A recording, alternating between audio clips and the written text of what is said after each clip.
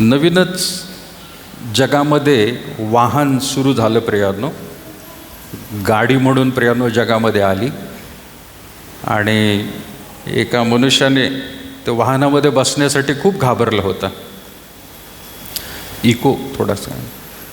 तर त्याला भीती वाटत होती की हे वाहन कसं काय बाबा आपल्याला घेऊन जाईल. आणि म्हणून त्याचं जे काही गावातून आलेलं गाठोडं होतं ते गाठोडं घेऊन कसा तरी तो त्या गाडीमध्ये चढला. आणि चढल्यानंतर बसमध्ये बसल्यावरती ते गाठोडं हातामध्येच घेऊन बसला तो. आणि कंडक्टरने त्याचं तिकीट काढलं. तिकीट काढताना सुद्धा ते गाठोडे एका हातात धरलं आणि पैसे देत होता. कंडक्टरने सगळ्यांची तिकीट काढून आल्यानंतर सुद्धा त्याने बघितलं तो माणूस आपल्या गाठोडा हातातच धरून उभा आहे. कंडक्टरने सांगितलं, कंडक्टरच्या लक्षात आलं कदाचित या माणसाला असं वाटत असेल की ह्या गाठोड्याचं पण तिकीट काढावं लागतं काय. म्हणून कंडक्टर स्वतःच म्हणाला, बाबा ते गाठोडं खाली ठेवा, त्याचे तिकीट नाही लागणार, पैसे नाही लागणार. तो म्हणाला ते तिकिटाचं काय वाटत नाही मला, पण त्या गाडीला भार नको या गाठोड्याचा, म्हणून मी माझ्या हातातच धरून ठेवलेलं. ओझं जे आहे त्याला वाटलं की त्या गाडीवर कशाला द्यावं, आपण आपलं स्वतःवरच घ्यावं ओझं. पण ती गाडी त्या माणसाला, इतर माणसांना आणि त्याच्या गाठोड्याला, त्याच्या ओझ्याला पण घेऊन चाललेली आहे. ती वाहत आहे हे त्याच्या लक्षात आलेलं नाही, कारण गाडी नवीनच प्रियांनो सुरू झाली होती. आज देखील प्रियांनो जो मागच्या रविवारी मी घेतला होता एक मुद्दा, त्यापैकी ओझे, जड ओझी आणि खरा विसावा, यावरतीच प्रियांनो आपण घेत आहोत. जड ओझा आहे आणि खरा विसावा कशामध्ये आहे त्याकडे आपण पाहणार आहोत. जगामध्ये राहत असताना प्रभू येशू ख्रिस्ताने सुद्धा प्रियांनो त्याच्या परीने लोकांना समजावून सांगण्याचा प्रयत्न केलेला आहे की सर्व तुम्ही जे ओझ्याने दबलेले लोक आहात, तुम्ही माझ्याकडे या, मी तुम्हाला विसावा देणार आहे. जर आपण मत्तई 11वा अध्याय जर तो काढला तर त्याचं 28 आणि 29 वचन जे मागच्या वेळेला सुद्धा आपण वाचलं प्रियांनो, परत एकदा आपण काढू. मत्तई 11वा अध्याय आणि त्याचं 28 ते 30 वचनापर्यंत मी वाचत आहे आपल्यासाठी. मत्तई 11वा अध्याय 28 ते 30. अहो कष्टी व भाराक्रांत जन हो, तुम्ही सर्व माझ्याकडे या, म्हणजे मी तुम्हाला विसावा देईन. मी जो मनाचा सौम्य व लीन आहे, त्या माझे जू आपणावर घ्या व माझ्यापासून शिका, म्हणजे तुमच्या जीवास विसावा मिळेल. कारण माझे जू सोयीचे आहे, सोयीचे व माझे ओझे हलके आहे. येशू ख्रिस्ताने ओझं माझ्यावरती द्या, तुम्ही वाहू नका, हे आव्हान त्यांनी सगळ्या विश्वासणाऱ्यांना केलेलं आहे.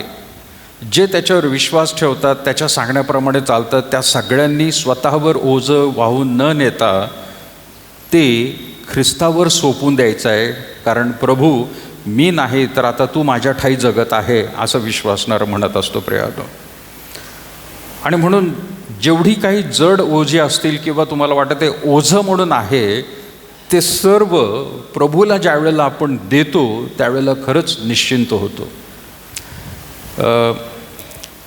इंग्लिशमध्ये एक पुस्तक आहे पिलिग्रिम्स प्रोग्रेस, मराठीमध्ये पण एक त्याचा अनुवाद केलेला आहे. वाचलं तर मला वाटतं फार चांगलं राहील. आपल्या चर्चच्या लायब्ररीमध्ये आहे असं वाटत आहे. यात्रेकरूचा प्रवास, कोणाला माहिती आहे, वाचले कोणी? यात्रेकरूचा प्रवास खूप सुंदर पुस्तक आहे.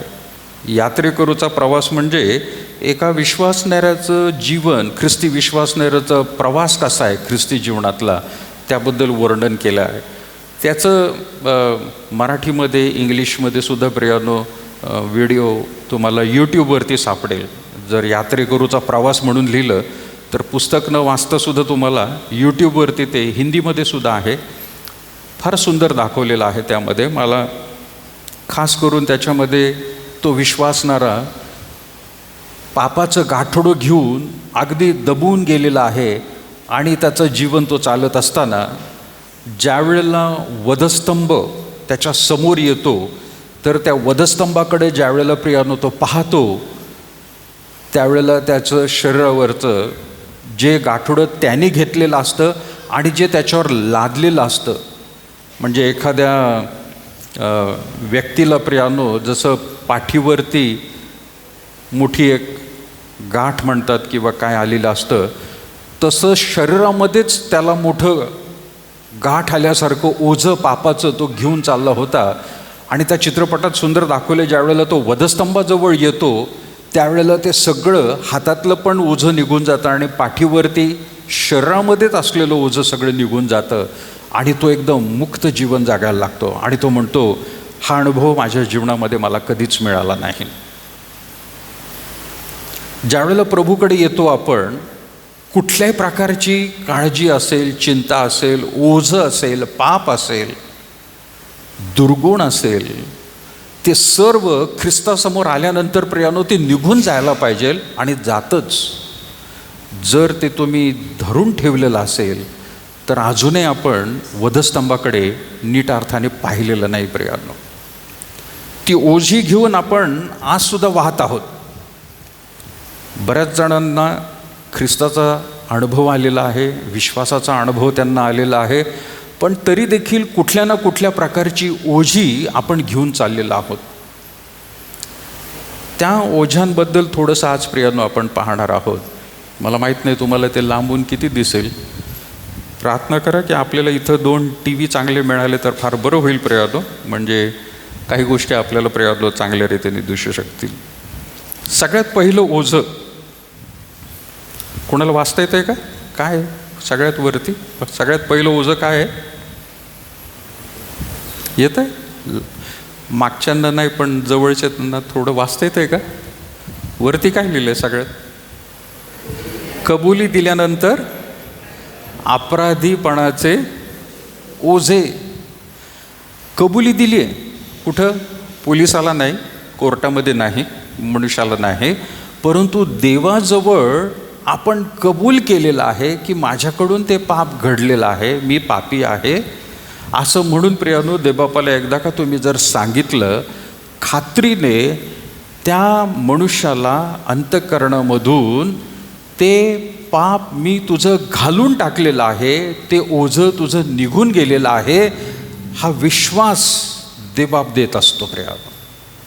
तुम्हाला त्याची आठवण येणार नाही असं नाही, माहीत होईल तुम्हाला, परंतु प्रियानो ते आठवून निराश न होता किंवा स्वतःला कुठं तरी गुन्हेगार आहे मी असं आता न मानता ते विसरायला पाहिजे प्रियानो की माझ्या जीवनामध्ये ती एक घटना घडली होती, पण आता इथून पुढे मी ती आठवणार नाही. आणि प्रभूने देखील आपल्याला अभिवचन दिले, लाखेसारखी लाल असली तुमची पापे तरी देखील ती बर्फासारखी काय होतील? पांढरी शुभ्र होऊन जातील. अपराधीपणाची भावना काही लोकांमध्ये अजूनही आहे प्रियानो, पण लक्षात घ्या ती भावना कधी येते माहिती आहे का? ज्यावेळेला परत एकदा तुम्ही ते जर पाप करत असताल, परत एकदा तुम्ही त्या ओकारीकडे गेलेला असताल. कुत्रा जसा ओकतो आणि परत खातो प्रियानो, जर आपण परत एकदा तिकडे गेलो तर तुम्हाला वारंवार ते आठवून देणार आहे की हे तू कबूल केलं होतं, पण आता परत एकदा तू तिकडं गेलेला आहेस. अपराधीपणाची भावना आहे. आणि म्हणून ज्यावेळेला आपण म्हणतो की परमेश्वराला मी ते पाप कबूल केलेलं आहे, त्यावेळेला प्रियानो हे सुद्धा त्याला सांगणं गरजेचं आहे की मी आता ते करणार नाही किंवा माझ्याकडून ते आता होणार नाही. मी हे वचन, अभिवचन देत आहे प्रभू तुला. एखादं व्यसन असेल, एखादी वाईट गोष्ट असेल, बोलण्यामध्ये असतील, कृतीमध्ये असेल, त्या सगळ्या गोष्टी परमेश्वर म्हणत आहे ते ओझं तुम्ही घेऊन का वाहत आहात? माझ्याकडे या, मी तुम्हाला विसावा देणार आहे. आणि म्हणून अपराधीपणाची प्रियानो ते ओझं आहे. अनेक विश्वासणारे ख्रिस्ताने आधी क्षमा केलेल्या पापांसाठी स्वतःला शिक्षा करत राहतात. त्यावेळेला परत एकदा मला आठवतं प्रियानो, जगातले दुसरे लोक जे आहेत ते म्हणतात की आम्ही पाप केलेलं आहे पण प्रायश्चित्त आम्हालाच करायचं आहे. ख्रिस्ती विश्वास काय माहिती आहे का? प्रायश्चित, पाप केल्यानंतर प्रायश्चित्त तुम्हाला आणि मला नाही घ्यायचं आहे प्रियानो. प्रायश्चित्त परमेश्वराने वधस्तंभावरती घेतलेलं आहे.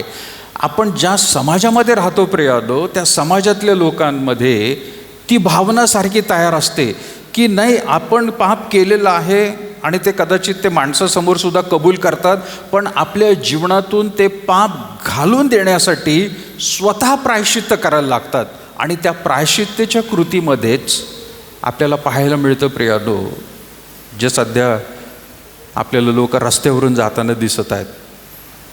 कशासाठी चाललेले आहेत ते? त्यांचं पाप धुण्यासाठी ते चाललेले आहेत.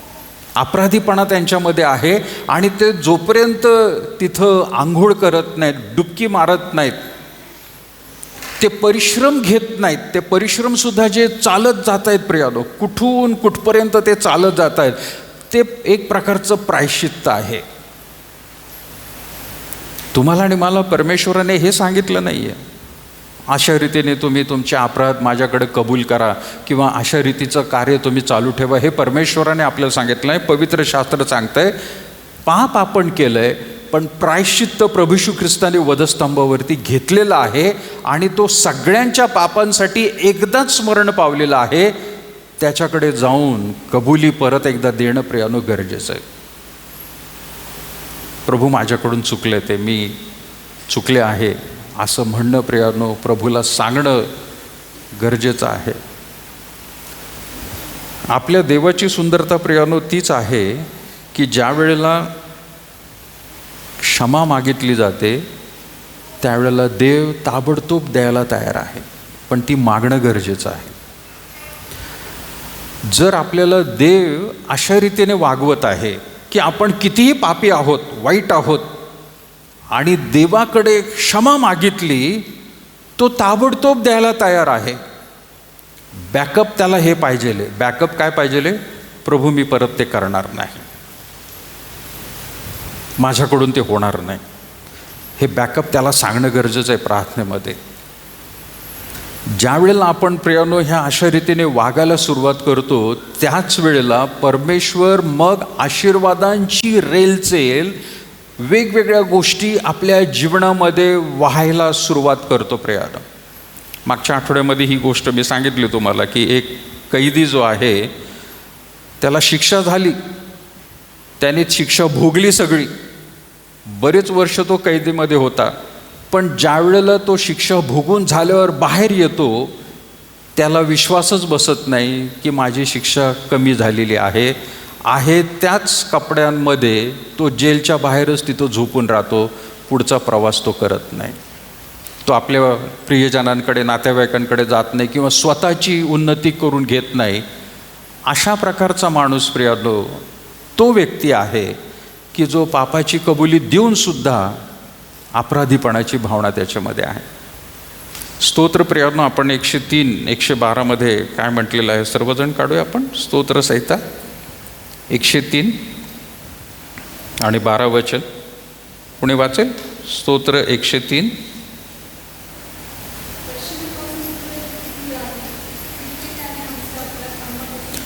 येस, पश्चिमेपासून पूर्व जितकी दूर आहे तितके त्याने आमचे अपराध आमच्यापासून. किती लांब आहे प्रियानो? पश्चिमेपासून पूर्व किंवा पूर्वपासून पश्चिम किती लांब आहे? त्याला अंतर आहे का प्रियानो? आपण आत्ता जर इथं उभं राहिलो आणि एक माणूस म्हणाला मी पूर्वेला जातो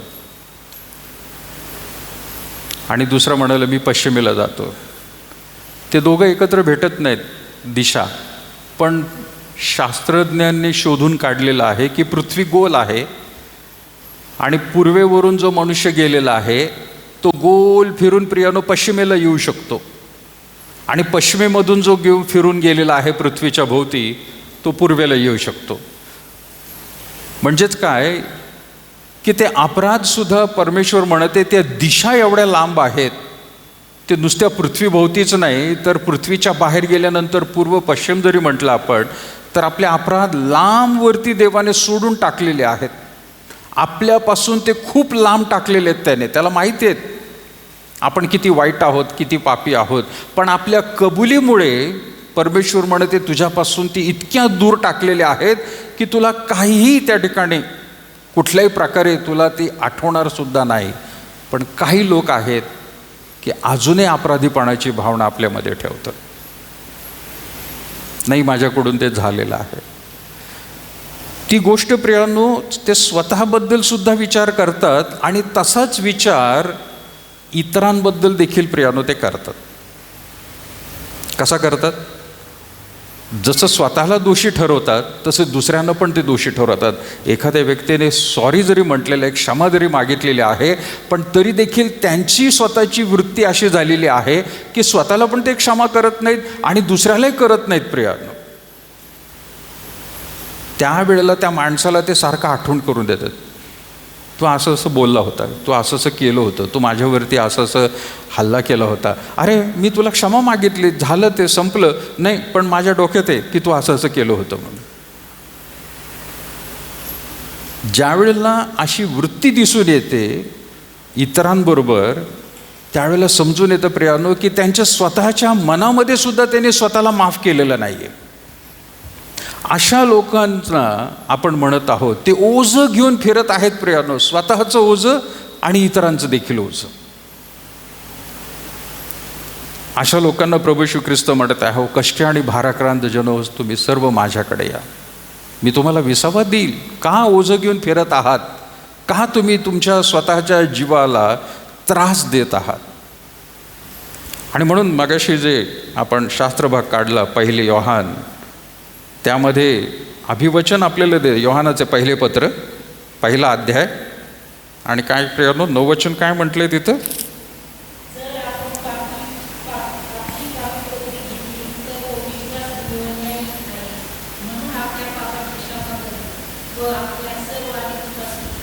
येस, जर आपण आपली पापे पदरी घेतली तर, पापे पदरी घेणं फार महत्त्वाचं आहे प्रियांनो.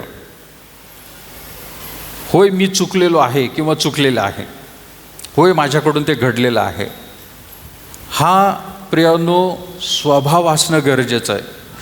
बरेच लोक आज जगामध्ये प्रियांनो दिसून येत आहे की अपराध करून झाल्यानंतर सुद्धा अपराधीपणाची भावना त्यांना बिलकुल येत नाही. क्षमा तर मागतच नाहीत ते, पण उलट दुसऱ्यांवरती प्रियांनो ते ढकलतात. मागच्या 2 आठवड्यापूर्वी किंवा मला वाटतं मागच्या महिन्यामध्ये आपण पुण्यातली केस ऐकली प्रियांनो, नाही का? गडावरून एका ढकलला, ऐकली का तुम्ही? होणाऱ्या नवऱ्यालाच गडावरून ढकलून टाकलं. करून सुद्धा काही त्यांच्यामध्ये, त्या स्त्रीमध्ये अपराधीपणाची भावना नाही आहे. उलट त्या घरामध्ये जाते, ती बाई बसते तिथं काय, आणि त्या भावाच्या, त्या मुलाच्या बहिणीला संशय येतो की हिच्यामध्ये स्वभावात काही बदल त्या ठिकाणी दिसत नाही आहे, दुःख काय वाटत नाही आहे हिला. आणि म्हणून चौकशी ती सुरू करते. त्यावेळेला पोलिसांकडे जाऊन कंप्लेंट झाल्यावर पोलिसांनी पकडल्यानंतर पोलिसी खाक्या दाखवल्यावरती मग ते कबूल करायला लागते की हो माझ्याकडून ते झालेलं आहे. इतके निष्ठुर कठीण अंतःकरणाचे लोक झालेले आहेत. पण आपला देव इथं आपल्याला सांगत आहे की जर आपण आपली पापे पदरी घेतली तर तो विश्वसनीय व न्यायी आहे, म्हणून आपल्या पापांची क्षमा करील. डेफिनेट तो करणार आहे प्रियानो, पण कबूल करणं गरजेचं आहे. कबुली देतच नाहीत प्रियानो, माणसं कबुली देतच नाहीत. काय होतं त्यात बघून घेतलं जाईल, त्यावेळेला पाहून घेऊ काय होईल ते.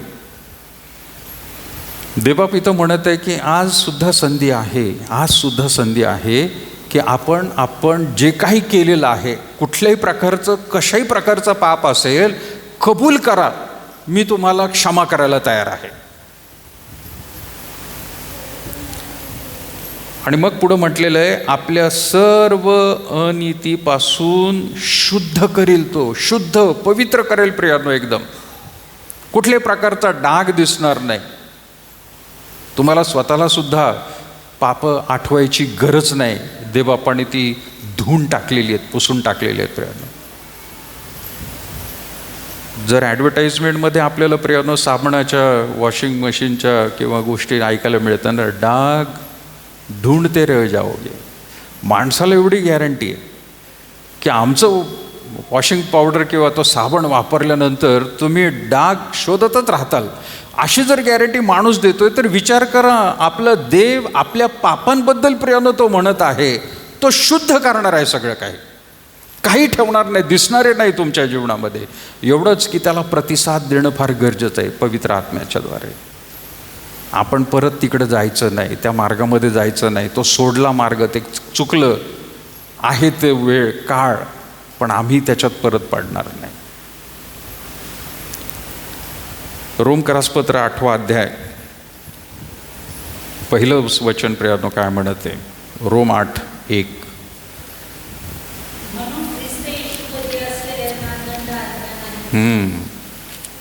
म्हणून ख्रिस्त येशूमध्ये असलेल्यांना दंडाज्ञा नाही.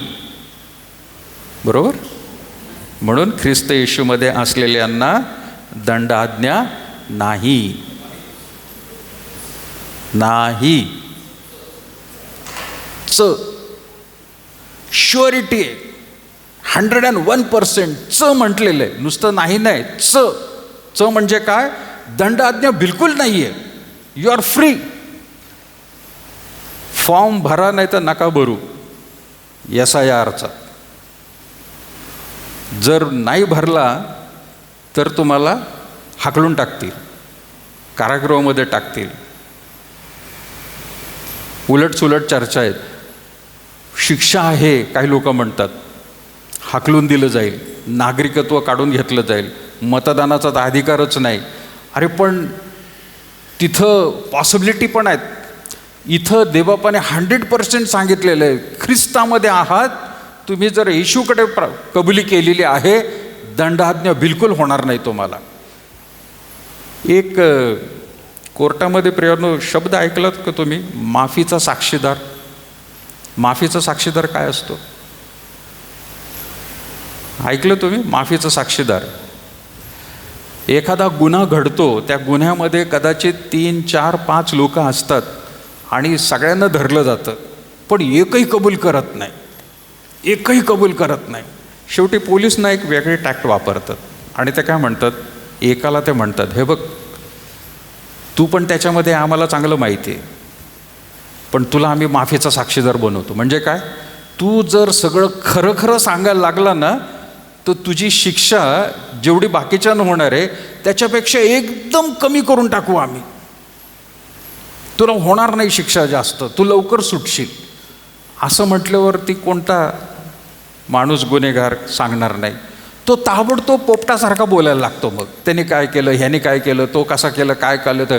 आणि मग कोर्टामध्ये प्रियानो पोलीस सांगतात त्याला, जजला सांगतात, न्यायाधीश महाराजांना, याला माफीचा साक्षीदार म्हणून आम्ही ठेवलेला आहे, ह्याला शिक्षा होईल पण फार एवढी होणार नाही, खूपच कमी एकदम.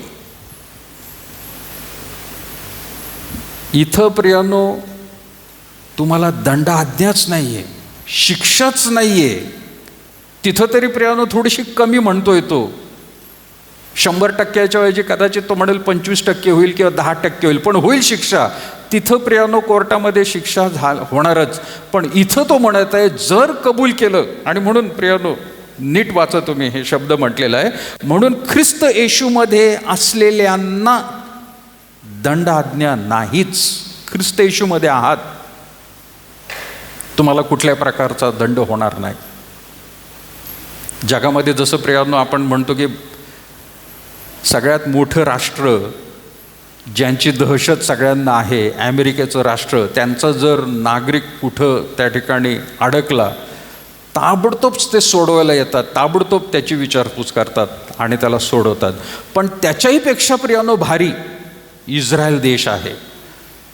एक मारला इस्रायली तर ते काय करतात, ज्यांनी मारलं त्याचे 10 मारतात. ते सोडत नाहीत इस्रायली लोक. मुद्दा मला हा म्हणायचा आहे की प्रभू येशू ख्रिस्तामध्ये जे तर आहात, म्हणजेच काय, दर दिवशी त्याच्या सांगण्याप्रमाणे, वचनाप्रमाणे, प्रार्थनेमध्ये प्रियानो बसून आपलं जीवन जगत आहेत. प्रभू त्यांच्याकडे लक्ष देत आहे आणि तो प्रियानो म्हणत आहे कुठल्याही प्रकारचा पाप असू दे, पाप करा आणि माझ्याकडे या असं नाही म्हणत आहे प्रियानो. तो त्याचा वेगळा अर्थसुद्धा घेऊ नका की किती मोठं पाप करा माझ्याकडे या. तो काय पुढारी बसलेला नाही आहे आपला राजकीय पुढारी, काय झालं तरी मैं देख लूंगा तुमको, हां छुडाएगा मैं, असं नाही परमेश्वर म्हणत आहे. आज परिस्थिती तो म्हणत आहे की जर कुठलंही प्रकारचं पाप तुम्ही केलेलं आहे पण कबुली जर दिली नाही, तुम्ही कबुली द्या आणि विश्वास द्या मला की मी पवित्रतेच्या मार्गात प्रभू मी चालेल, मी परत तिकडं वळणार नाही, तर तुम्हाला दंडाज्ञा बिलकुल होणार नाही. त्याबद्दल प्रियानो तो म्हणत आहे. आणि म्हणून कबुली दिल्यानंतर सुद्धा अपराधीपणाचे ओझे हे बरेच लोक घेऊन फिरत आहेत. दुसरं प्रियानो ओझं आहे देवाचे प्रेम मिळवण्याचा प्रयत्न करण्याचे ओझे. आता दंडाज्ञा नाहीचे म्हटल्यावरती ठीक आहे, पण बरेच जण काय करत आहेत माहिती आहे का, देवाचं प्रेम मला मिळवायचं आहे, कसंही करून मला देवाचं प्रेम मिळवायचं आहे, आणि म्हणून वेगवेगळ्या रीतीने प्रियानो त्यांचे प्रयत्न चालू असतात. काही प्रियानो आपण गोष्टी म्हणत आहोत, काही ख्रिस्ती लोकांना वाटते की देवाने प्रेम करावे यासाठी त्यांनी परिपूर्ण वागले पाहिजे. म्हणजे काय, परफेक्शन, काही झालं 100% व्यवस्थित जीवन जगायला पाहिजे. प्रियानो लक्षात घ्या, आपण कोणीही परफेक्ट नाही आहे. जोपर्यंत भूतलावर आपण आहोत कुठल्या ना कुठल्या गोष्टी आपल्याकडून होत राहतात, पण त्याची ताबडतोब देवाला कबुली देणं फार गरजेचं आहे. एक तर जाणून बुजून करायचं नाही आहे, झालंच आपल्याकडून, ताबडतोब ते देवाला सांगणं गरजेचं आहे की माझ्याकडून ते झालेलं आहे प्रभू, मी ते कबूल करत आहे. पण ज्यावेळेला प्रियानो काही लोक आहेत की त्यांना असं वाटतं की नाही 100% एकदम जीवन माझं जगायलाच पाहिजे. होय, देवबाप सहाय्य करेल प्रियानो त्या 100% जगायला. पण होतं काय माहिती आहे का, जगामध्ये तसला माणूस जगत असताना तो दुसऱ्यांकडून सुद्धा अपेक्षा करतो की मी जर तसा वागतोय तर तुम्ही सुद्धा वागलं पाहिजे. आणि मग तिथं प्रियानो एक वेगळा वाद सुरू होतो. आपल्यामध्ये पण कमतरता आहे, दुसऱ्यांमध्ये सुद्धा ती आहे, हे जो समजून घेतो आणि क्षमा करतो प्रियानो, तो मनुष्य जगामध्ये व्यवस्थित राहू शकतो, ख्रिस्ती जीवनसुद्धा जगेल. आणि म्हणून कधी कधी काही लोक जे आहेत त्यांना असं वाटत असते की देवाचं जर प्रेम मिळवायचं आहे मला, तर मी अगदी मला 100% नाही त्याच्यापेक्षा जास्तच देवबाप सहाय्य करत. वचन आपण वाचूया प्रियानो, इफिसकरास पत्र 2 अध्याय 8 आणि 9 वचन काय म्हणतं बघा. इफिसकरास पत्र 2 अध्याय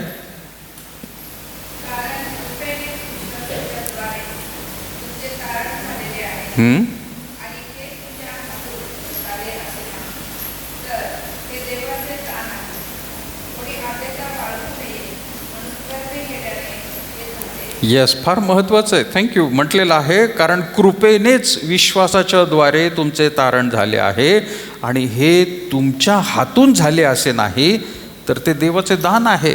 लोक प्रयत्न करतात परफेक्ट होण्याचा, आपण परफेक्ट होऊ शकत नाही, देवच आपल्याला परफेक्ट करू शकतो प्रियानो. आणि ही त्याची कृपा आहे, सगळ्यांनाच नाही तो त्याने दिलेली ती कृपा, सगळ्यांनाच तो सहकार्य करत नाही. काही लोकांना वाटतं तारण, थोडक्यात दुसऱ्या शब्दात म्हणायचं तर तारण कमवू शकतो आम्ही, तारण मिळवू शकतो आमच्या स्वतःच्या बळाने. तारण मिळवता येत नाही प्रियानो, चांगली कर्म केल्या वाचून. आणि म्हणून दुसरं 9 वचन काय म्हणतंय, कोणी आढ्यता बाळगू नये म्हणून कर्म केल्याने हे झाले नाही आहे. कर्म म्हणजे काय, चांगलं काम. आपल्या अवतीभोवती जे लोक आहेत ते कर्म करण्याच्या मागे लागतात, चांगलं कर्म करायचं. ते कशासाठी करतात माहिती आहे का, ह्या जन्मात नाही तर पुढच्या जन्मामध्ये तरी मला चांगलं जीवन मिळावं म्हणून. कर्म म्हणजे प्रियानो हे आत्म्याला चिटकलेलं आहे, ते ह्या जन्मातून दुसऱ्या जन्मामध्ये सारखं घेऊन माणूस फिरत राहतो, असा त्यांचा विश्वास आहे. म्हणून ते चांगलं चांगलं करत राहतात. ते लोकांना, गरिबांना जेवू घालतील, वेगवेगळ्या रीतीने मदत करतील. कर्म केल्याने ख्रिस्ती विश्वास काय आहे? आपण कितीही चांगलं केलं तरी देवाच्या दृष्टिकोनातून आपण वाईटच राहणार आहोत. आणि म्हणून वचन काय सांगतं? तुमची धार्मिकता मळक्या चिंधीप्रमाणे आहे. तुम्ही कितीही चांगलं चांगलं काम करा, धार्मिक गोष्टी करा, मळक्या चिंधीसारखी येते. आणि माझे पाळकीनबाईला आठवतात माहीत नाही, पाळकसाहेब, माझे जे पाळकसाहेब होते मावास्कर म्हणून, ते सुंदर उदाहरण द्यायचे. आणि ते काय सांगायचे माहिती आहे का? मळकी चिंधी जर बघायची असेल तर पुरुषांना सांगायची मळकी चिंधी म्हणजे रोज तुम्ही ज्या गाडीला पुसता, जर गाडी रोज पुसत असताल तर ती मळकी चिंधी कशी असते.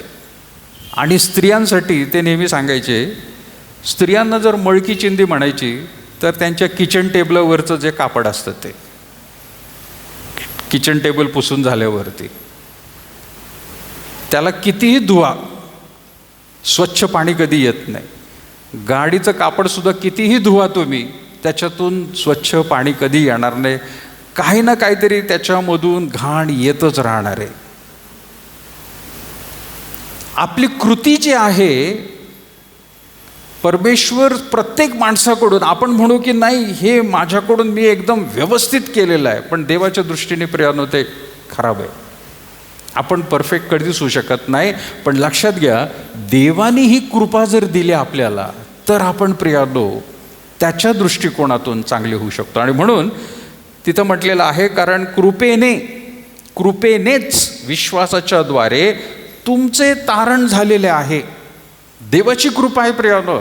आज जर आपण चर्चमध्ये येऊन बसलेलो आहोत, आज जर आपण परमेश्वराची प्रार्थना करणारे लोक आहोत, बाहेरचे लोक नाही आहेत, तर ही देवाची कृपा आहे आपल्यावर, आपल्या कुटुंबावर, की आपण तारले जावे म्हणून, आपण स्वर्गामध्ये जावं म्हणून. बाकीच्यांवरती देवाने कृपा दिलेली नाही. ते जीवन आज काय जगत आहेत आणि काय मरत आहेत, कसे मरत आहेत, आपल्याला प्रियानो त्याकडे लक्ष द्यायचं नाही. पण आपल्याला म्हणायचं की देवाने मलावर कृपा दिली म्हणून मी चर्चमध्ये आज, माझं कुटुंब आज व्यवस्थित आहे. सर्व त्रासामधून जरी आम्ही चाललो असलो तरी परमेश्वर आमची काळजी घेत आहे. कोणी आढ्यता बाळगू नये ह्याच्यामध्ये, मी केलेलं आहे असं कोणी म्हणू नये. दान धर्म करून प्रियानो तारण मिळवता येत नाही. बरेचसे लोक पैसे टाकतात आणि त्यांना असं वाटतं की हे पैसे दिले की आमचं तारण होईल, देव आम्हाला आशीर्वाद देईल. वेगवेगळ्या गरिबांना प्रियानो ते खाऊ घालतात. त्यांना असं वाटतं की अशी जर कृती केली मी तर देव माझ्याकडून पाहेल आणि म्हणेल अरे किती चांगला माणूस आहे. तारण त्याच्यामुळे मिळत नाही, देवाची कृपा आहे म्हणून प्रियानो आपलं तारण झालेलं. नाही तर जगामध्ये आज कितीतरी लोक आहेत प्रियानो की आपल्यापेक्षाही कितीतरी प्रियानो चांगल्या रीतीचं काम ते करत आहेत, दान धर्म करत आहेत, मदत करत आहेत, पण त्यांना येशू ख्रिस्त माहीत नसल्यामुळे स्वर्गामध्ये त्यांना जागा नाही आहे प्रियानो, कारण देवाची कृपा त्यांच्यावर नाही आहे. जर त्या लोकांनी सुद्धा प्रभू येशू ख्रिस्ताचा स्वीकार केला तर देव म्हणेल होय तुझ्या कृतीने नाही पण माझ्या कृपेने तुझं तारण होणार आहे, मी तुला स्वर्गात घेऊन जाणार आहे. आणि म्हणून प्रियानो बऱ्याच लोकांना हे ओझं घेऊन फिरतायत आज जगामधले लोक की देवाचं प्रेम कसं काय मिळेल मला. हे ओझं आहे प्रियानो, एक ओझं आहे. त्यांना असं वाटतं देवाचं प्रेम मिळवता येतं, देवाचं प्रेम मिळवता येत नाही.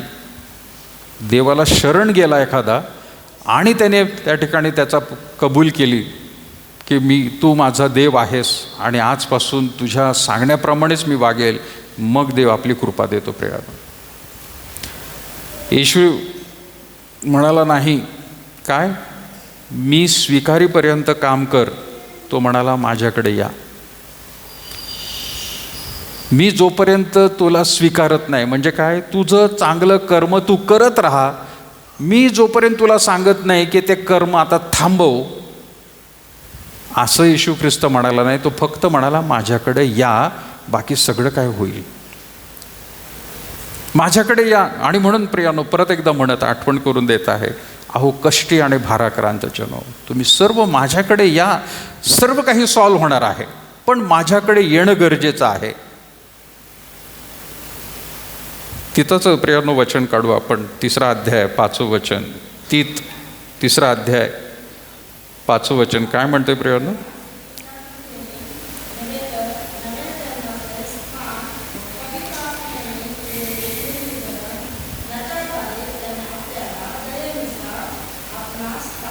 येस, तेव्हा आपण केलेल्या नीतीच्या कृत्यांनी नव्हे, तर नव्या जन्माचे स्नान व पवित्र आत्म्याने केलेले नवीनीकरण यांच्याद्वारे त्याने आपल्या दयेनुसार आपल्याला तारलेले आहे. कुठंही आपली कृती परमेश्वर ग्राह्य धरत नाहीये. याचा अर्थ चांगलं करू नये असं पण नाही. ज्या वेळेला प्रियानो देवाची कृपा मिळते, आपण कृती चांगली करतच राहतो प्रियानो, आणि करावी ही देवाची अपेक्षा आहे. पण स्वर्ग मिळवण्यासाठी, तारण मिळवण्यासाठी मला काहीतरी करायला पाहिजे, हा विश्वास आपला नाही. आणि म्हणून तीच म्हणत आहे, तेव्हा आपण केलेल्या नीतीच्या कृत्यांनी नव्हे, जे बाहेरचे लोक करतात, तर नव्या जन्माचे स्नान व पवित्र आत्म्याने केलेले नवीनीकरण. पूर्वीचा मनुष्य गेला निघून, आता नवीन तो झालेला आहे. आणि म्हणून प्रियानो, या वचनाच्या आधारेच आपण काय म्हणतो, बाप्तिस्मा आपण मोठ्यांना देतो, लहानांना नाही समजत. नवीनीकरण काय झालंय, आत्मा काय सांगतो प्रियानो. लहान मुलांना नाही कळत, ते मोठ्यांना कळतं. कमीत कमी आपण म्हणतो 13-14 वर्षाचा मुलगा किंवा मुलगी आहे, त्यांना थोडं थोडं समजायला लागतं प्रियानो. तो जर प्रौढ झाला पुढं चांगला, तर त्याला आणखीन समजतं की मला खरंच कुठल्या गोष्टींमुळं देव नरकामध्ये ढकलू शकतो किंवा मला आशीर्वाद मिळू शकत नाहीत, हे त्याला समजायला लागतं. पण देवाची कृपा त्याला मिळते. पापाची कबुली प्रियानो तो द्यायला लागतो. मनुष्याचं नवीन झालेलं जीवन त्याला समजायला लागतं. लहान मुलांना नाही कळत हे प्रियानो. बरेचसे विश्वासणारे प्रियानो अजूनही कन्फ्यूजमध्ये आहेत. लहान मुलांचा का बाप्तिस्मा करत नाही आपण? मी मागे म्हटलं होतं प्रियानो, ही प्रथा कुठून सुरू झाली होती लहान मुलांच्या बाप्तिस्मेची? जुन्या काळामध्ये, ज्या वेळेला प्रियानो गावोगावी विश्वासणारे होते, पण औषधं नव्हती, रोगराई फार व्हायची, आणि लहान मुलं प्रभूला ओळखायच्या आधीच मरण पावायची प्रियानो. आणि मग त्या दुःखी आईवडिलांना खूप वाईट वाटायचं, आणि ते पाळक साहेबांकडे यायचे आणि म्हणायचे, माझ्या मुलीचा बाप्तिस्माच झाला नाही आहे, मग माझा मुलगा किंवा मुलगी कुठं गेले असतील आता? स्वर्गात गेले का नरकात गेले? तो प्रश्न त्यांना सारखा खायचा. आणि मग कुठंतरी ही प्रथा सुरू झाली की बाळ जन्मल्यानंतर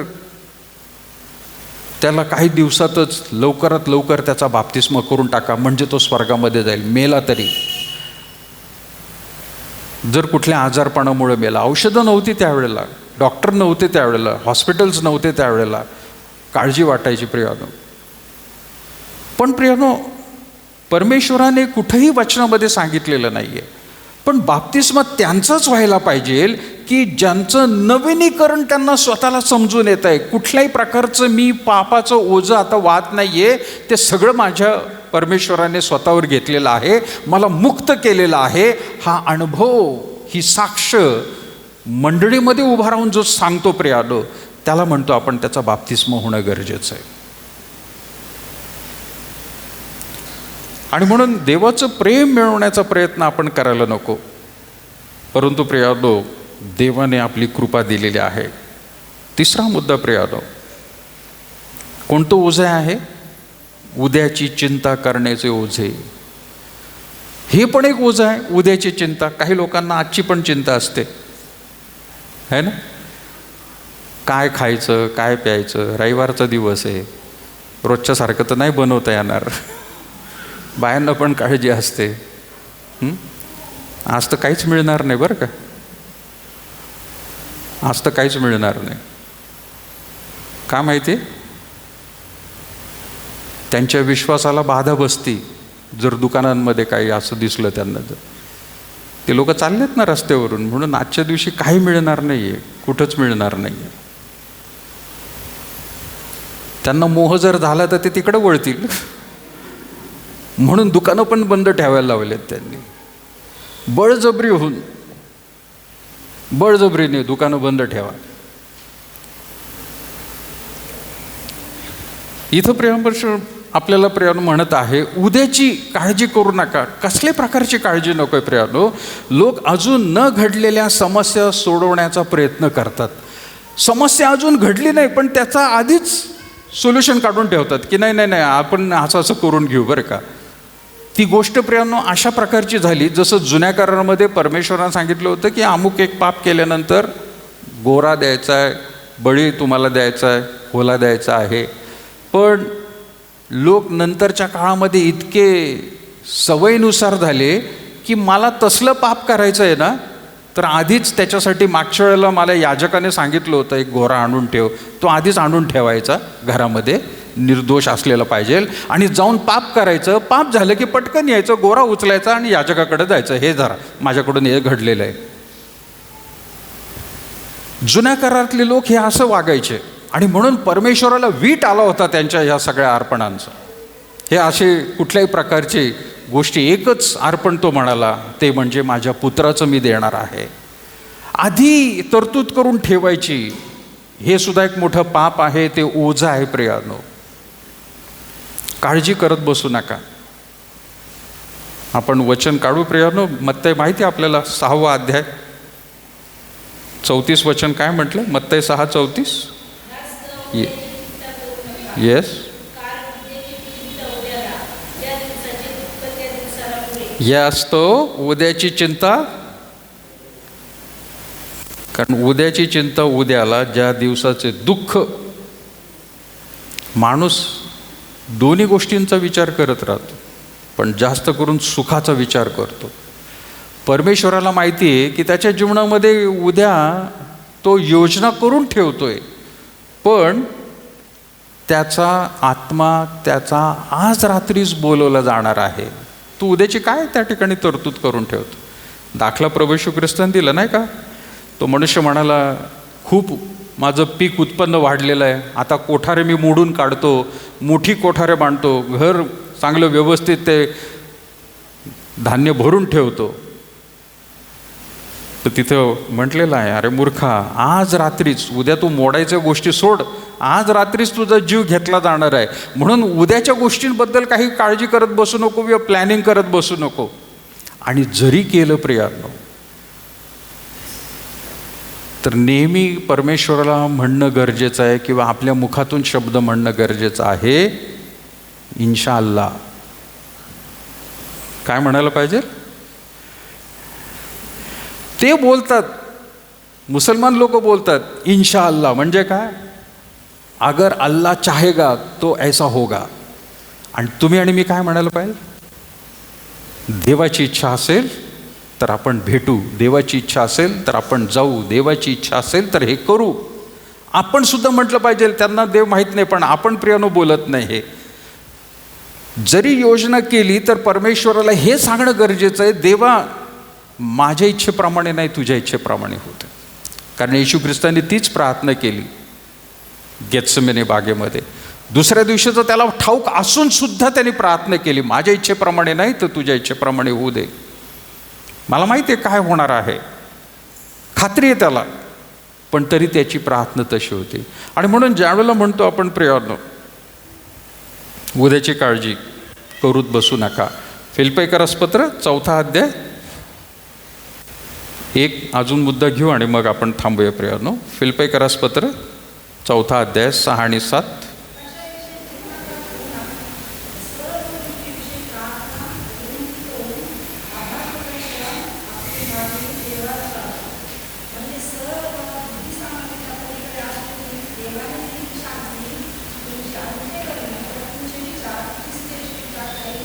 येस. कशाविषयी काय म्हटलेलं आहे? 6वे वचन, कशाविषयीही चिंताक्रांत होऊ नका, तर सर्व गोष्टींविषयी प्रार्थना व विनंती करून आभार प्रदर्शनासह आपली मागणी देवाला कळवा. काय काय गोष्टी आल्यात प्रियानो प्रार्थनेमध्ये? आपण नेहमी म्हणत असतो नाही का, आधी प्रार्थना करण्याआधी 3 पायऱ्या आपण म्हणतो. पहिली पायरी काय? देवाचे आभार माना. मागच्या गोष्टी ज्या काही देवाने आपल्याला दिलेल्या आहेत, मागील गोष्टींसाठी देवाचे आभार माना. तुमच्या प्रार्थनेची उत्तरं त्याने दिलेली आहेत, किंवा काही गोष्टी तुम्हाला न कळता देवाने पुरवलेल्या आहेत, त्या सगळ्या गोष्टींसाठी आधी आभार माना. कुठलीही वैयक्तिक प्रार्थना, कुटुंबातली प्रार्थना, चर्चमधली प्रार्थना, देवाशी जर तुम्ही बोलत आहात तर पहिलं प्रियानो तुमचा अर्ज धन्यवादाचा असला पाहिजे. थँक्यू, आभार मानतो प्रभू आम्ही, कारण तू आमच्या अशा प्रार्थना ऐकलेल्या आहेत. नुसतं थँक्यू म्हणून चालणार नाही, काय त्यांनी केलेलं आहे त्याच्याबद्दल आभार माना, थँक्यू म्हणा आधी. बऱ्याच वेळेला आपण काय करतो, डायरेक्टच आपल्या मागण्या सांगत असतो. पण प्रार्थनेची पहिली पायरी आहे आधी आभार माना. दुसरी काय आहे आठवतंय? बऱ्याच वेळा आपण बोललो, पापाची कबुली. आभार प्रदर्शन मांडलं, देवाला सांगितलं, तर दुसरं काम काय करायचंय? आय एम सॉरी, माझ्याकडून झालंय प्रभू, मी कबूल करते, चुकलंय. नुसतं सॉरी म्हणू नका, कबूल करा. एक एक गोष्ट सांगा, माझ्याकडून हे घडलेलं आहे, माझ्याकडून ते झालेलं आहे, प्रभू क्षमा मागत आहे, मला हे नाही करायचं पण झालं माझ्याकडून. आधी कबुली. पहिलं काय आहे? आभार प्रदर्शन. दुसरं काय आहे? पापाची कबुली. आणि मग तिसरं काय आहे? आपला विनंतीचा अर्ज. प्रभू 1 2 3 4 5 6 7 8 9 10 काय असेल ते कळवा. आता ही मागणी आहे, हे मागणी आहे, द्या किराण्याची यादी मोठी त्याला. आपली किराण्याची यादी पण प्रियानो कदाचित लहान असेल, एवढी मोठी यादी प्रार्थनेला देवाला आपण सांगत असतो. आणि मग कधी कधी काही प्रार्थना मी ऐकतो आणि मग सगळी भरमसाट यादी सांगायची, आणि आमच्याकडून काही चुकलं असेल तर देवा माफ कर. हाय, हे काय? हे नंतर? अरे ते आधी करायला पाहिजे होतं. दुकानदार सुद्धा प्रियानो जर उधारी खातं ठेवत असेल, देवदयाने देवाची स्तुती असो, माझं कुठंच उधारी खातं नाही आहे, पण मला माहिती आहे जर उधारी खातं ठेवलेलं आहे आणि जर तुम्ही यादी घेऊन गेलात, डायरी घेऊन गेलात, तो पहिलं सांगेल दुकानदार, ओ साहेब तुमचे एवढे आहेत बरं का. तुम्ही त्याच्यावरती काहीतरी भाष्य केल्याशिवाय तो पुढी बांधायला सुरुवात करणार नाही, वजन काटा घेणार नाही तो. आणि जर तुमचं फारच चांगलं असेल तर सगळे बांधल्यानंतर पण सांगेल, साहेब मागचे आणि हे बरं का एवढे द्यायचे आणि लवकर द्या. आपण देवाकडे मागत आहोत प्रियानो, देवाला काही सांगत आहोत, देवाला विनंती करत आहोत. ह्या पायऱ्या फार गरजेच्या आहेत. आणि म्हणून इथं वचन लिहिलेलं आहे की कशाविषयी चिंताक्रांत होऊ नका, तर सर्व गोष्टींविषयी प्रार्थना व विनंती करून आभार प्रदर्शनासह आपली मागणी देवाला कळवा. आभार प्रदर्शनासह देवाला सांगा. ऐकायला तयार आहे तो, किती मोठी यादी असली तरी. पण आभार प्रदर्शन पाहिजे का नाही? आपल्याकडे सुद्धा पाहुणे आल्यानंतर प्रियानो आभार प्रदर्शन ठेवतो आपण शेवटी. धन्यवाद तुम्ही आमच्याकडे आलात, आभार प्रदर्शन. आणि मग 7वें वचन म्हटलेलं आहे, म्हणजे असं केल्याने काय होणार आहे? म्हणजे सर्व बुद्धी सामर्थ्याच्या पलीकडे असलेली देवाने दिलेली शांती तुमची अंतःकरणे व तुमचे विचार ख्रिस्त येशूच्या ठाई राखेल. अरे मग यादीचं काय झालं? काय लोक म्हणतील मग यादीचं काय, आम्ही मागणी केली त्याचं काय? लक्ष घ्या प्रियानो, 7व्या वचनामध्ये काय म्हटलेलं आहे ते एक फार मोठं गुढ आहे त्याच्यामध्ये. तो म्हणत आहे ज्यावेळेला तुम्ही आभार प्रदर्शन असं देवाला तुम्ही कळवता, तो काय करणार आहे? सर्व बुद्धी सामर्थ्याच्या पलीकडे असलेली देवाने दिलेली शांती. तुम्हाला खूप काय मागायचं आहे, आणि तुम्ही मागितलंय, पण देव म्हणतोय आधी शांती मिळेल तुम्हाला. म्हणजे काय?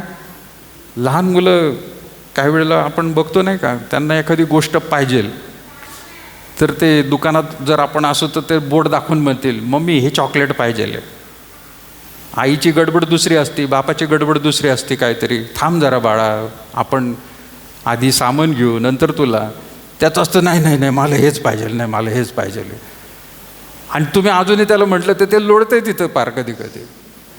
म्हणजे काय झाली, त्याची शांती जशी भंग झालेली आहे तशी आपण कधी कधी उतावळेपणा करत असतो देवाला. देवा नाही नाही नाही ते लवकर बरं का, त्या मुलाचं स्थळ, त्या मुलीचं स्थळ, त्या पैशाच्या गोष्टी, त्या घराचा प्रॉब्लेम, त्या फॅमिलीचा प्रॉब्लेम, नाही नाही लवकर ते बाकी सगळं नंतर देवा आधी. देव म्हणत आहे तुझ्या मागण्यांबरोबर आधी मी तुला शांती देतो, म्हणजे तुझ्या या मागण्या खरंच ग्राह्य आहेत का नाही हे तुलाच समजेल. आधी शांती देतोय. म्हणून लक्षात घ्या 7वं वचन, म्हणजे सर्व बुद्धी सामर्थ्याच्या पलीकडे, की ज्याचा अनुभव आपण घेतला नाही. तो म्हणते बुद्धी सामर्थ्याच्या पलीकडे असलेली देवाने दिलेली शांती तुमची अंतःकरणे व विचार ख्रिस्त येशूच्या ठाई राखील तो. आता ज्या वेळेला प्रियानो ही शांती मिळते, हे विचार सगळे येतात, त्यावेळेला आपण यादी एडिट करायला लागू. अरे नाही देवा सॉरी हा, हे कट करतो मी, नाही हे पण कट करतो, हे पण कट करो. ती यादी कमी कमी होत जाईल प्रियानो. ती शांती मिळणं गरजेचं आहे. बाकी सगळ्या गोष्टी मिळतील, प्रभू द्यायला तयार आहे प्रियानो. पण कधी कधी आवागाच्या बाहेर कधी कधी आपण आपली शांती घालून टाकतो आणि देवाकडे हट्टीपणा करत असतो. नाही नाही नाही देवा हे व्हायलाच पाहिजे, होच कर. आणि काही लोक अगदी उपास प्रार्थना करू आम्ही त्याच्यासाठी, काय होत नाही बघतो. अरे तू स्वतःची शांती घालवली, दुसऱ्यांची शांती घालवतोय. उपास प्रार्थना होय, उपास प्रार्थना आहेत, पण त्याच्यासाठी कॉन्टेक्स्ट वेगळा आहे प्रियानो, लक्षात घ्या, तो वेगळा भाग आहे. आणि म्हणून ह्या 7व्या वचनामध्ये जी गोष्ट आहे प्रियानो, ही मिळवणं फार गरजेचं आहे. हीच मिळत नाही आणि मग वेगवेगळ्या प्रकारची ओझी घेऊन फिरतो आपण. देवा अरे किती दिवस प्रार्थना करतोय, एकदाही उत्तर दिलं नाही, किती महिने झाले, किती वर्ष झालं, देव ही प्रार्थना विनंती तू का ऐकत नाही. देव म्हणतोय माझी शांती आधी तुला मिळाली नाही तर हे घेऊन तू फिरतच राहशील. म्हणून आपण ओझं घेऊन फिरतोय प्रियांनो. आणि आम्ही पण म्हणतो फार प्रार्थनेचं ओझं आहे, मला फार ओझं आहे त्या माणसाचं. अरे त्याची शांती मिळाली का आधी? आणि म्हणून उद्याची काळजी करत बसू नका, आधी त्याची शांती मिळाली तर सर्व काही तुम्हाला समजून येईल. तेच पोरग जे प्रियानो हट्टीपणा करत असतं, उद्या पैसे कमवायला लागल्यानंतर त्याला कितीही ते कॅडबरीचं चॉकलेट, ते लॉलीपॉप आवडत असलं तरी त्याच्या लक्षात येणार आहे नंतर काय, अरे नाही नाही नाही नाही हे नंतर, आधी ते डाळ तांदूळ गहू तेल तूप ते सगळं आधी गरजेचं आहे. हे चॉकलेट विकलेट नंतर बाबा, हे त्याला शहाणपण आलेलं आहे आता, त्याला शांती कळालेली आहे आता ते, नाही. अगदी आपली गोष्ट प्रियानो परिपक्वतेची तशी असते. देवाकडे काय मागतोय आपण, कशासाठी मागतोय लक्षात येत नाही. आणि म्हणून उद्याची काळजी करू नका. एक शेवटचा मुद्दा प्रियानो आपण घेऊ, सर्व काही नियंत्रणात ठेवण्याचे ओझे. हे पण एक ओझे बरं का, माझ्या कंट्रोलमध्ये सगळं असायला पाहिजे. फार मोठं ओझं घेऊन फिरतोय आपण प्रियानो, माझ्या कंट्रोलमध्ये, माझ्या कंट्रोलमध्ये सगळं काही कसं येईल हा प्रयत्न माणूस करत असतो. आणि तिथूनच प्रियानो खरं तर पापाची सुरुवात झालेली आहे. एदेन बागेमध्ये हवाबाईला काय दाखवलं त्याने, ते फळ दाखवलं. आणि दरवेळेला प्रियानो आपण ते वाचतो नाही का, दुसरा अध्याय एदेन बागेत, तिसरा अध्यायामध्ये काय वाचतो आपण, त्या बाईला कसं दिसलं ते फळ कसं दिसलं. तिसरा अध्याय 6वं वचन, त्या झाडाचे फळ खाण्यास चांगले, दिसण्यास मनोहर आणि शहाणे करण्यास इष्ट आहे असे त्या स्त्रीला कोणाला दिसून आले, कधी दिसून आले? ज्या वेळेला सापाने तिच्या कानामध्ये भुरळीचे शब्द घातले. कानामध्ये शब्द गेल्यानंतर तिचे विचार बदलायला लागले प्रियानो. तोपर्यंत तिच्या डोक्यात काही नव्हतं प्रियानो. देवाने सांगितलं नाही खायचं, नाही खायचं, पण सापाने सांगितलं नाही नाही नाही, तुम्ही फळ खाल्ल्याने मारणार नाही, उलट देवासारखे बोल, तुमचे डोळे उघडतील. हे शब्द कानात पडल्यानंतर तिथं म्हटलेले, त्या झाडाचे फळ खाण्यास चांगले, दिसण्यास मनोहर आणि शहाणे करण्यास इष्ट आहे, असे त्या स्त्रीला दिसून आले, आदमाला नाही. आणि नंतर काय म्हटले? तेव्हा तिने त्याचे फळ काढून खाल्ले व आपल्याबरोबर आपल्या पतीशी दिले व त्याने ते खाल्ले. सर्व काही नियंत्रणामध्ये आणायच्या गोष्टी. माझे पण डोळे उघडतील, मला पण समजायला लागेल देव होण्याच्या मार्गामध्ये. देव म्हणजे काय माहिती आहे का प्रियानो? स्वामित्व, कंट्रोल करण्याची ताकद. सैतानाला पण पाहिजे होती ती, आणि म्हणून स्वर्गातून त्याला खरं तर खाली ढकललं. पण खाली ढकलल्यानंतर माणसाला पण त्याने इंजेक्शन दिलं त्याचंच, अरे तुम्हाला पण नियंत्रणमध्ये ठेवता येईल. आणि त्याने ते इंजेक्शन यशस्वीरित्याने स्त्री पुरुषांना देऊन टाकलं. तेव्हापासून माणूस कंट्रोल करण्याच्या गोष्टींच्या मागे लागलेला आहे. दम बसवण्याचा हे एक प्रकारचं आध्यात्मिक ओझं आहे बरं का, लक्षात घ्या, आध्यात्मिक ओझं आहे. आणि म्हणून म्हटले प्रियानो, अनेकांना वाटते की प्रत्येक कौटुंबिक व मंडळीतील समस्या त्यांनीच सोडवल्या पाहिजे. मी सोडवणार, मी करतो ते, मी पाहतो ते. वचन वाचू आणि मग आपण लवकर प्रियानो थांबूया. नीतिसूत्रे 3रा अध्याय, नीतिसूत्रे 3रा अध्याय 5 आणि 6.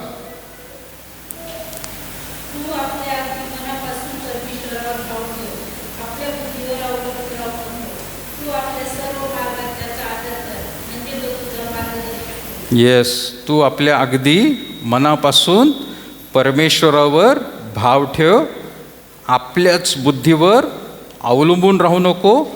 तू आपल्या सर्व मार्गात त्याचा म्हणजे परमेश्वराचा आदर कर, म्हणजे तो तुझा मार्गदर्शक होईल. देवाला प्रथम स्थान द्यायचं आहे. मी नाही तर देवा तू सर्व काही आहेस, असं जोपर्यंत प्रियानो आपण म्हणत नाही, देवसुद्धा हस्तक्षेप प्रियानो करत नाही. हस्तक्षेप प्रियानो देव त्याच लोकांच्या जीवनात करतो जे स्वतःचं जीवन देवाच्या हातामध्ये समर्पित करतात. देवाला म्हणतात, देवा माझं डोकं काही चालत नाही आणि चाललं तरी त्याचा उपयोग नाही, परंतु देवा तू मला सांग. त्यावेळेला देव म्हणतो ठीक आहे, मी तुझा मार्गदर्शक होतो. आणि म्हणून येशू आपल्याला विश्वासू राहण्यास सांगतो, नियंत्रणात राहण्यास नाही. कंट्रोल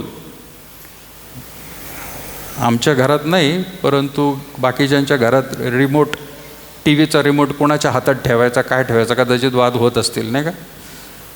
हां, आण रे तो रिमोट माझ्याकडे, त्याच्यावरून खूप होत असेल. आमच्याकडे ती केबलच नाही आहे. आम्ही काय टी व्ही बघतो माहिती आहे का? सगळे CCTV कॅमेरे. दिवसभर आम्ही तेच बघत बसतो. केबल नाही, काय नाही. कुठल्या कॅमेऱ्यात काय दिसतंय, कोण आलं कोण गेलं तेवढंच बघायचं, दुसरं काही लावत नाही आम्ही. पण त्याच्या आधी पूर्वी होतं, एकाला हे बघायचं त्याला ते बघायचं. रिमोटचा कंट्रोल ज्याच्या हातात आहे तो लय मोठा माणूस असं वाटतं नाही घरात. ही सिरियल लावायची नाही, मॅचच बघायचे नाही, बातम्याच बघायच्या. कंट्रोल करण्याच्या गोष्टी छोट्या छोट्या गोष्टींपासून सुरू होतात प्रियानो. आणि मग त्याच्यामधून वादसुद्धा होतात. नुसते वाद नाही, घटस्फोटसुद्धा झालेले आहेत पूर्वीच्या काळी प्रियानो, नवरा बायकोंमध्ये. कारण रिमोट बायकोने घेतला आपल्या हातात, ती सांगते तोच सिरियल बघायला पाहिजे. पुरुषाला बघायची असती मॅच. Controlling power. बाहेरचे लोक काय करतात? Controlling power. कायद्यामध्ये कुठेही दिलं नाही बरं का, आजच्या दिवशी मटणाची दुकानं बंद करायची. कायद्यात कुठेही नाही आहे. पण कुठंतरी कोणतरी एक म्होरक्या असतो, कुठल्या तरी पार्टीचा राजकीय पुढारी असतो, तो एकदा फरमान काढलं त्याने की सगळे त्याच्या खबरी येऊन सांगतात, बंद केलं बरं का, बंद केलं, सगळ्यांनी बंद केलं, ह्याचं पण बंद झालं, त्याचं पण बंद झालं. मग त्याला असं वाटतं, हो मी कंट्रोलमध्ये ठेवलेलं आहे सगळ्यांना. देव कुठंही प्रियानो कोणावरही बळजबरी केलेली नाही किंवा तो कंट्रोलमध्ये ठेवायला प्रियानो सांगत नाही आहे. आणि म्हणून ख्रिस्ती लोकांनी सुद्धा आहे ना हिप्नॉटिझम माहिती आहे काय म्हणतात, संमोहन विद्या, हिप्नॉटिझम कधी करू नये प्रियानो. आपण करू नये कोणावर आणि आपल्यावर कोणी करून घेऊ नये प्रियानो. कधी त्या याच्यामध्ये जाऊ नका. ते तुम्हाला सांगतात आणि त्याप्रमाणे प्रियानो तुम्ही करता. एक देवबाप सोडला तर कोणाच्याही कंट्रोलमध्ये राहू नका, पाळकाच्या सुद्धा नाही, अधिकाऱ्यांच्या सुद्धा नाही. कारण ही सुद्धा माणसंच आहेत सगळी. देवाच्या कंट्रोलमध्ये म्हणजेच पवित्र आत्म्याच्या कंट्रोलमध्ये जर असाल तर कुठल्याही कंट्रोलची तुम्हाला भीती गरजेची नाही प्रियानो. कोणाला घाबरायचं नाही जर देवाचा कंट्रोल आपल्यामध्ये आहे तर. खास करून प्रियानो आपण 1 पेत्र वाचू आणि 5वा अध्याय 7 वचन थांबूया. मग त्यानंतर 1 पेत्र 5वा अध्याय.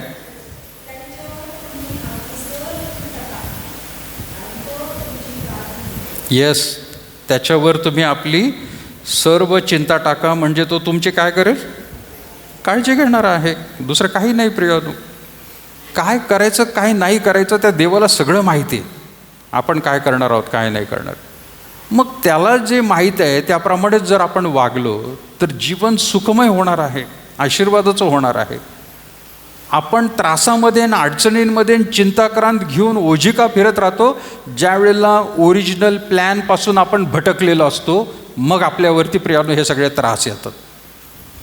देवाने जे प्लॅन दिलेला आहे त्याप्रमाणे आपण वागत नाही, आपण आपला एक नवीन प्लॅन तयार करतो आणि त्यावेळेला वागतो. मग ही सगळ्या समस्या जीवनामध्ये तयार होतात. सो प्रियानो आज 4 गोष्टीपर्यंत आपण थांबूया. आजच्याकडे अजून 4 गोष्टी आहेत. पण देवाची इच्छा असेल तर पुढच्या रविवारी आपण त्या पाहणार आहोत. नंबर 1 पासून सुरू केलं प्रियानो, ओझं आपण कबुली दिल्यानंतर अपराधीपणाचे ओझे. नंबर 2 देवाचे प्रेम मिळवण्याचा प्रयत्न करण्याचे ओझे. नंबर 3 उद्याची चिंता करण्याचे ओझे. आणि नंबर 4 सर्व काही नियंत्रणात ठेवण्याचे ओझे. हे पण एक ओझं आहे. कोणालाही नियंत्रणात ठेवू नका आणि कोणाच्याही नियंत्रणामध्ये राहू नका प्रियानो.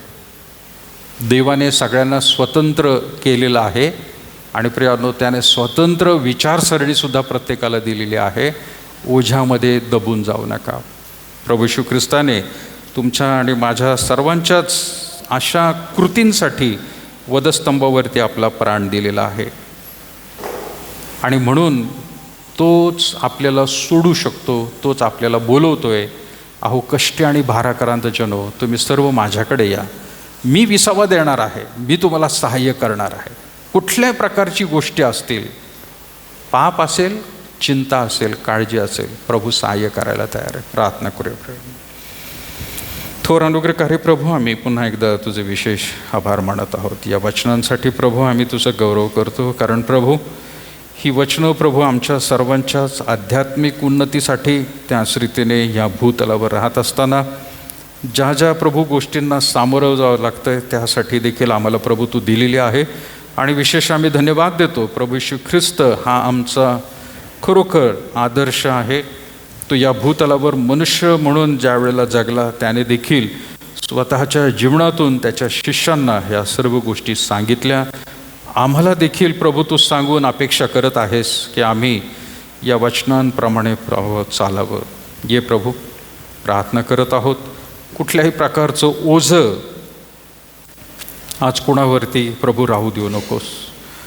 सर्वांनी आपापले ओझ्याचं गाठोडं तुझ्या वधस्तंभाजवळ टाकावं, कारण प्रभू परमेश्वरा तू त्या सर्व ओझ्यांना घालवणारा देवबाप आहेस.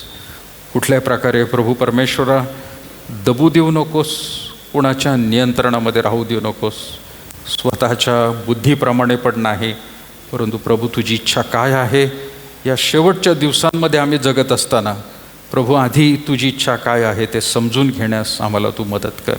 ये प्रभू, आम्ही ह्या तुझ्या प्रिय मंडळीतील सर्व लहान थोर प्रियजन यांना तुझ्या पवित्र हातामध्ये देत आहोत. जे प्रभू परमेश्वर आध्यात्मिक रीतीने प्रभू मागं असलेले आहेत त्यांना प्रभू तू पुढं आण. जे शारीरिकरीतीने खरोखर आजारी आहेत त्यांना स्पर्श कर. मानसिकरित्या देखील प्रभू जे खचलेले आहेत त्यांना देखील प्रभू तू उभारी दे. आणि प्रभू ख्रिस्ती जीवनाचा मार्ग हा आशीर्वादाचाच नाही तर किती आनंदी आहे तो तुझ्याच वचनाप्रमाणे चालल्यावर मिळतो याचा अनुभव आम्हा सगळ्यांना पुन्हा एकदा मिळू दे. ये प्रभू, उपस्थित असलेल्या सर्व तुझ्या प्रियजनांना आज त्यांच्या मार्गामध्ये आणि या आठवड्यातील प्रभू त्यांच्या सर्व कार्यामध्ये त्यांनी खरोखर तुला आपल्या डोळ्यासमोर ठेवावं. वचनावरती मनन करून त्याप्रमाणे चालण्यास त्यांना तू सहाय्य कर. येशूच्या पवित्र गोड नावात मागत आहोत म्हणून तो ऐक बापा. आपण उभं राहूया प्रभूने शिकवलेली प्रार्थना म्हणून.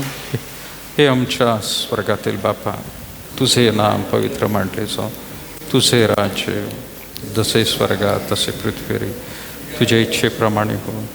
आमची रोजची भाकर आज जमा असते आणि जसे आमच्या ऋणी असून सोडल्या तसे तू आमचे ऋणी आम्हास सोड.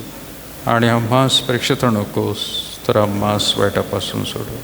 कारण की राज्य, सामर्थ्य आणि गौरव ही सर्व काळ तुझेच आहे.